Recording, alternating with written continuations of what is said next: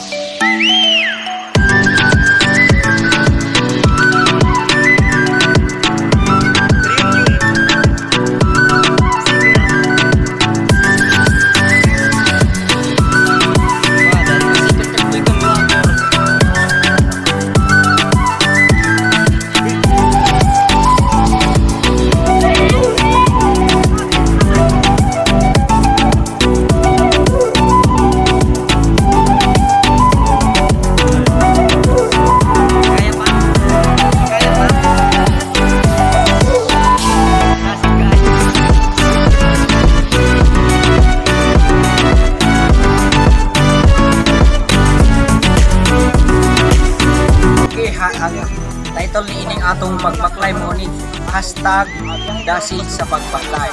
Kaya nga naman, sumalag na ina nga nahitabo sa ato is grabe jud kalisod. Bisan tuod na mga baha, apan ang mga lalaki na ningkamot sa pag isa-isa gyud sa pagkuha sa mga bag sa mga bai, pagkuha sa ilaha aron niya kita makahimo sa pag-abot dinhi nga safety. So muna siya #dasig igsoon. Padayon kay ang saad sa Ginoo, ang saad sa Ginoo. Salmos 73:25 kinsa may ako sa langit kun dili ikaw ra ug walay lain nako gitinguha gawas kanimo. Saad sa Ginoo nga onya damlag pag-abot pagbalik niya hangtang tanan pagalalingon ngadto sa langit. Amen. Amen. Unsay purpose nga nung miapil ka ani nga buhat ug unsay imong maistorya sa mga batan-on nga wala pa mag-apil ani nga buhat? Ang purpose namin ubang ko diri sa hike kay tungod para madasig kung makatabang sa buhat sa Ginoo.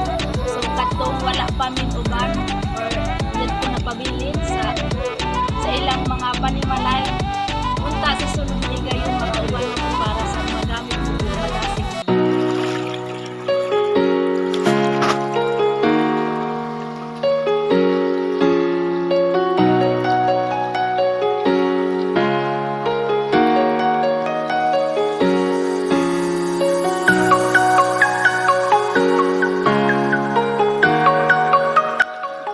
Unsay rason nganong miabot ka diri?